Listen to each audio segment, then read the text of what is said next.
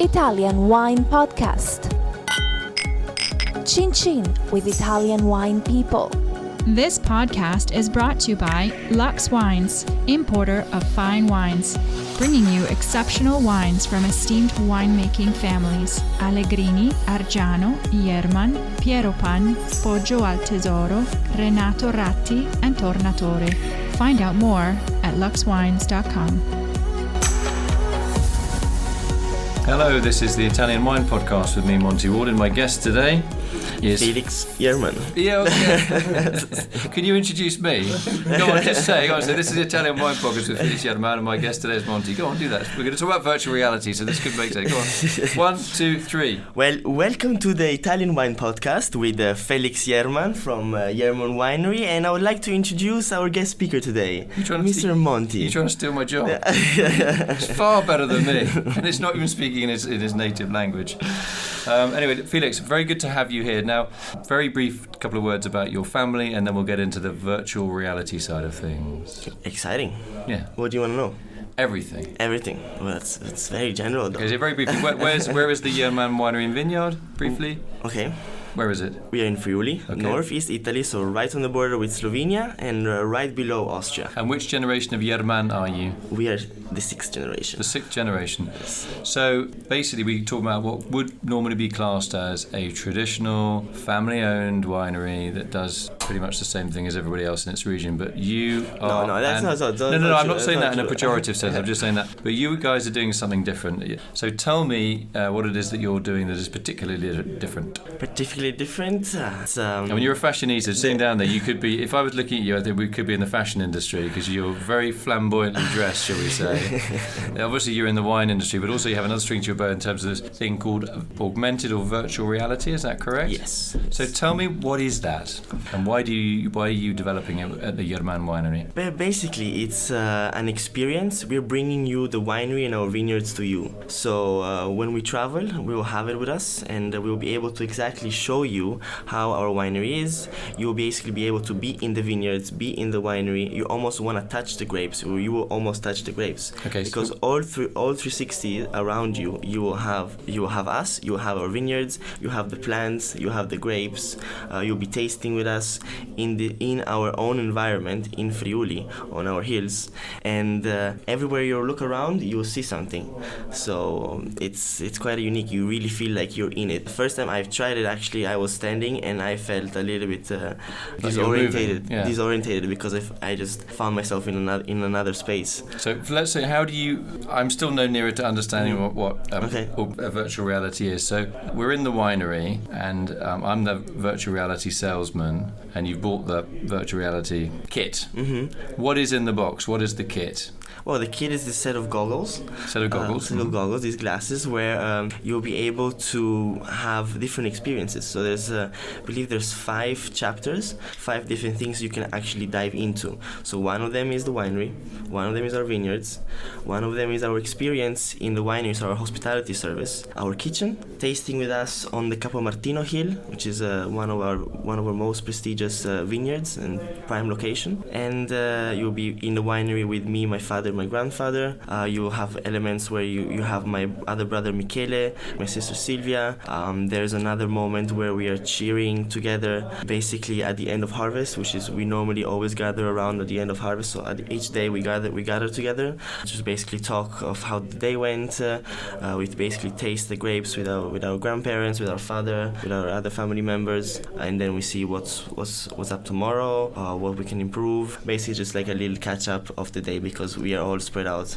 So what is the difference between, I put these goggles on, why don't you just put a little film up on the internet like any normal sane person would do? How do you actually make the bit that when I put the goggles on I can see, if I move my head, you're saying I can see different things. What is the technology that allows you to do that? So I'm not the expert of the technology, they were just asking. Well, it's nice to see you. Doors on the left hand side. No, but basically if it's like, imagine being, so you don't see us, but right now Now, if you'll be here talking with us, I'll be able to look at you, Monty, and see you. I'll be able to look at my brother on my left side, and I will see him. Who is actually physically in the studio. Yes, actually. Just he's so now we know he's here.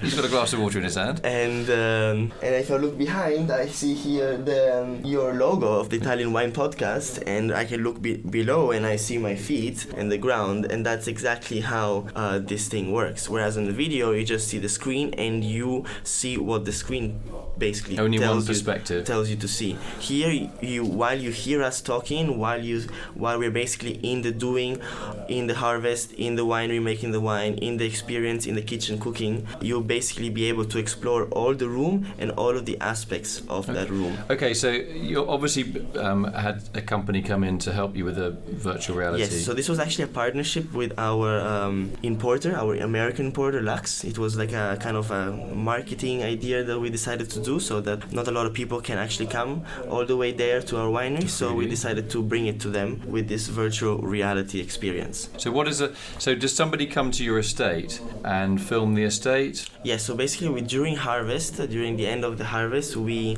filmed for 2 to 3 days. I don't remember exactly, but like all full days from the morning until the night. And this is like these special cameras that basically have eyes or like all around it. It's like a ball. It has eyes all around it, so that's how it captures everything. And then through their computer software program, they basically put it all together. We have like ground footage in our vineyards. We have sky footage, drone footage above our vineyards, actually coming into our vineyards as well. So it's very kind of interacting. You like 20 minutes, which is like the full experience. If you decide to have all the 5 experiences, all the 5 journeys, you don't get bored. Like you honestly want to see more. So when they came to film you and your brother or brothers, they turned up and they said hi, with a virtual reality team. What did they make you do? Talk, walk, climb, everything, run, basically. Smile, scream. Basically, they were with us doing the harvest. So they came and filmed us in our vineyards when we were doing the harvest. So they picked the grapes with us. Then we were in the winery making the wine, tasting the wine. We were in the kitchen cooking. So it's we basically just did what we do every day. Just this time it wasn't filmed. So it's nothing new for us. The only part that it was new was the recording and the video. So it was just like somebody making a normal documentary TV thing with obviously the cameras look different. I get that with the different lenses on, but it was fundamentally it was men and women, a camera crew walking around taking images, which is exactly film or digital film. I guess I mean I'm not very used to this. But, so it wasn't like intrusive or anything like that. It was it was something we planned. And they interviewed you. Did they ask you questions and interview you? Yes. Why they don't ask us questions is we kind of narrate about our family, about our you wines. Narrate it? Yes. Right. So they make the image, the actual image track. Exactly. And then when they've done that, you and your brothers or your family will make exactly. They explain here we're making the wine or whatever. Okay. Yes. Not so simply, but. How are you good as how are you as a narrator? Are you good? I don't know. I tried my best. You're very good on the podcast. I mean, if the winemaking thing doesn't work out and this whole virtual reality thing turns out to be a bankrupt kind of waste of time, you could certainly fill my shoes here. Okay. You're far better dressed, far more articulate. English isn't your first language. You speak it better than me. I'm feeling a little bit insecure.